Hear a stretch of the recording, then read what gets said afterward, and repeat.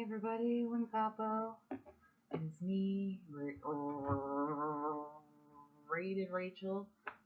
Or I used to say that when I was little. I said like bye bye bye bye bye bye bye bye. Rated Rachel for Twitch and my unpaid, unofficial, self-led freelance internship. I actually promoted myself last night. I decided I was gonna exclusively try to get paid writing gigs. I was like, at least for now.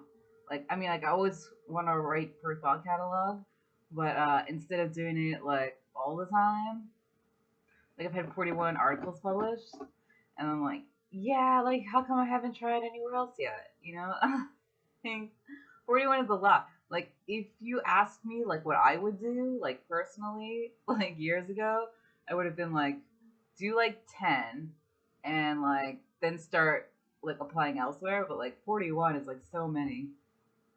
It's so much time. So much time and time spent and effort to not really work on anything paid. Oh, I straightened my hair shade. I want to cover the New York. So I'm gonna be able to pull it forward so y'all can see it. Here, I have a clip in it. This is called the butterfly clip, I think, right?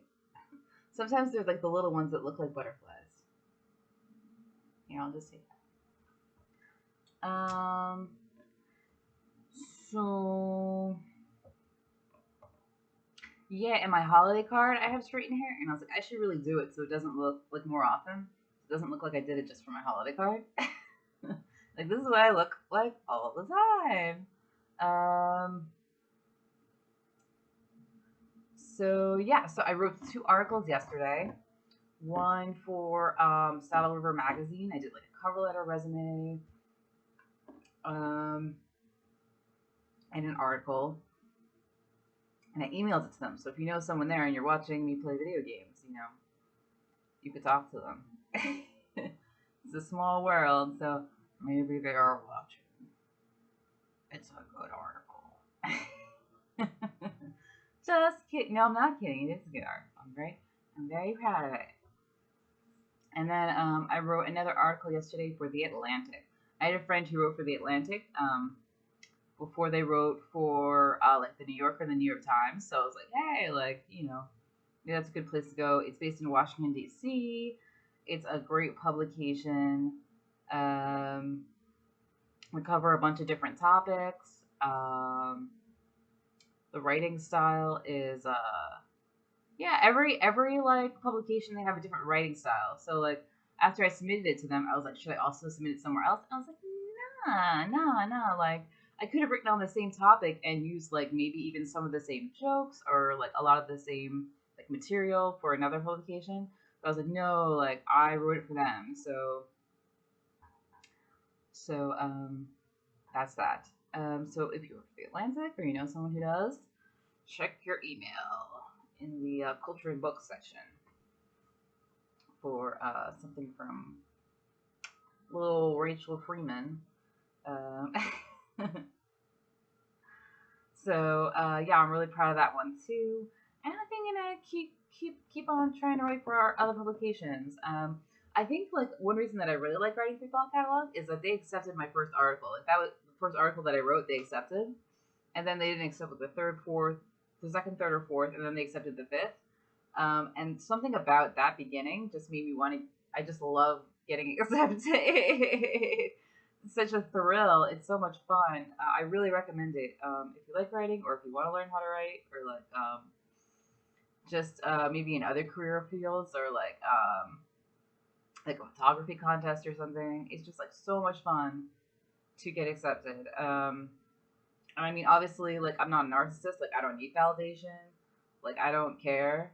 Um, but like it was just it was just lighting up my brain. You know, it's like about the animals when they press the sensor. And I was like, more, please, more, please. And now I'm like, you know what? I'm just, even if I don't get accepted, like I don't get the reward sensor to my brain, I'm like, you know what? I think, just like career wise, like, and maturity wise, like I'm making a mature decision. Like it would be good to at least try, and maybe they don't accept the first 5 or 10 or 20, and people say a lot like if you want to get your writing accepted, you have to send them like 20 articles or something, like one a month, for a year. So I don't get to do that as much, and maybe I still will a little bit. I'll still try to do that. But I was like, you know what?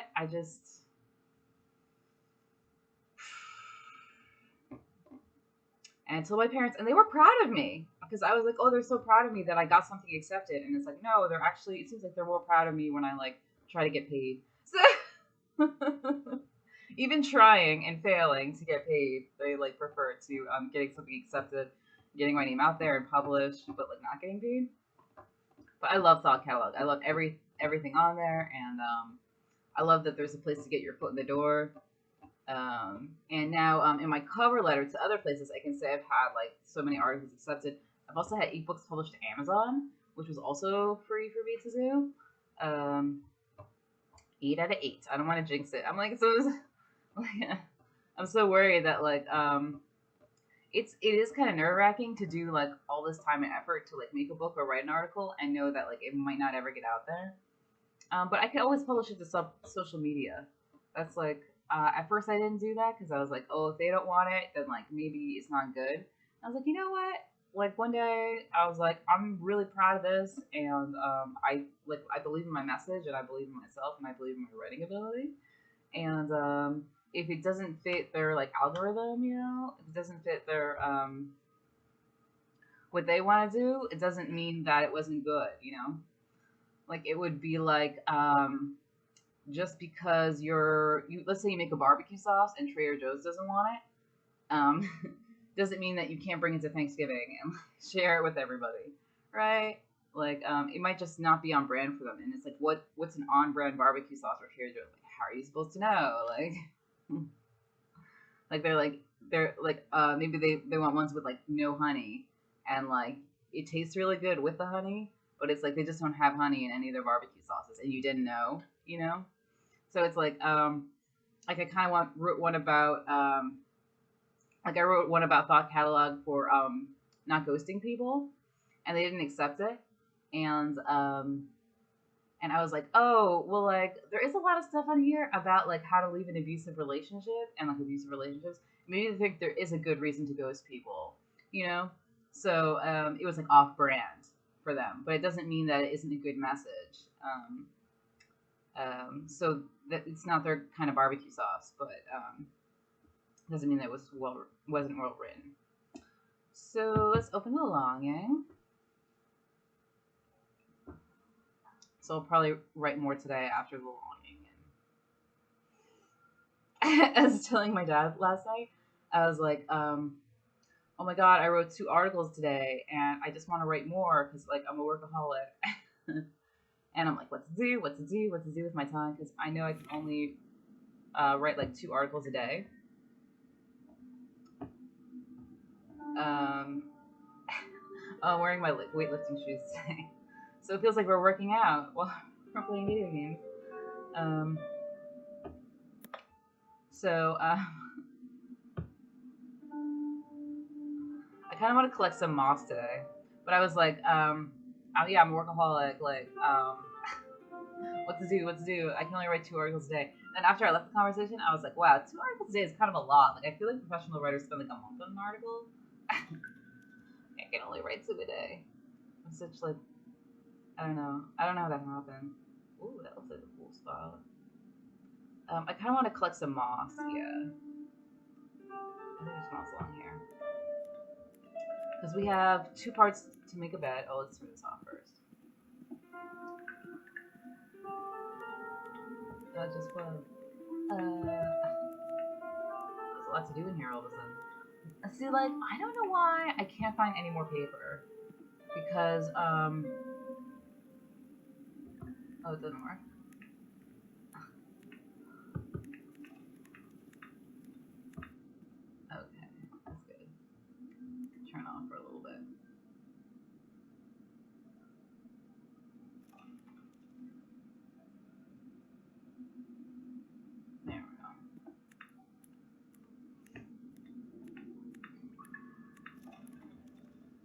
Oh yeah, because we got 2 bed frames, and I was like, oh, like I don't know why there's no more paper, or like we haven't gotten the yellow thing yet. We haven't gotten any of the smelly fire stuff yet. So like I feel like there's more to explore, or like something's gonna open up or something. But I keep looking for more bed pieces, but I'm like maybe we only need 2, and we need a lot of moss. So I'm gonna try collecting a lot of moss today and see if we can make a bed. On the search for moss. That's my lesson plan for today. That's my video game plan.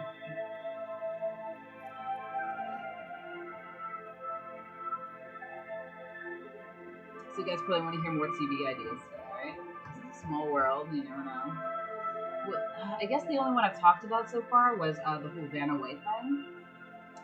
I don't know. She's like so good in that role, though. It's like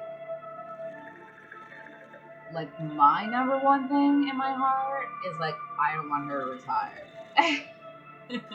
Like I would be happier if she didn't retire for like another 10 years than like if like I mean obviously this isn't gonna happen, but just like hypothetically, theoretically, just like in a dream world, if someone today were like, Rachel, do you want to be Vanna White for the next 10 years?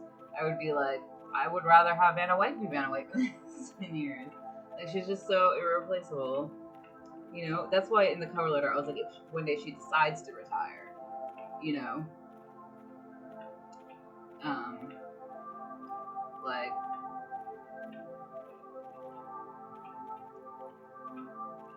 but I don't know. Maybe if I did do it, people would throw tomatoes at me because they prefer Vanna White.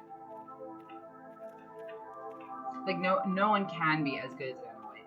Honestly, that's why I'm kind of like, you don't want like someone who like looks like Vanna White, or who is like the same height as Vanna White, or who also has the name Vanna, to like step in and take on the role. Like you don't want someone who looks exactly like Vanna White, because like you're never gonna replace her. Like it's, you know, so I kind of feel like doing like a short, stockier, brunette comedian would be like that would be like a little bit better than like an inferior blonde. What's that in Little Women? It's like an inferior copy of another man's genius. Like you don't want that. An inferior imitation of another man's genius. Little Women, 1994. That's just my humble opinion. So another idea that I came up with for TV is I don't know. See, like I consider myself to be like a very socially intelligent person, like opposite Asperger's, which is like funny because like sometimes I can't do my hair or makeup that good, so everybody thinks I have Asperger's, and it's like that has nothing to do with being socially unintelligent. Like, or maybe there's like some correlation or some causation, but like, or like wearing flannel, or like,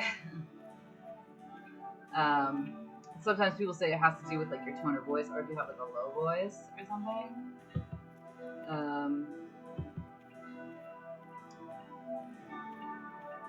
I was telling someone about this. Like, I feel like the thing, like, I mean, obviously, some people are less socially intelligent than other people, and like, I don't know if it needs to be like classified as like a disorder.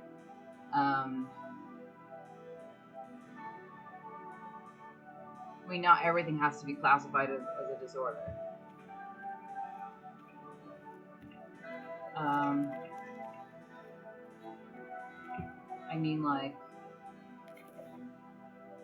yeah, I guess you could get like treatment, or like, I don't really know what treatment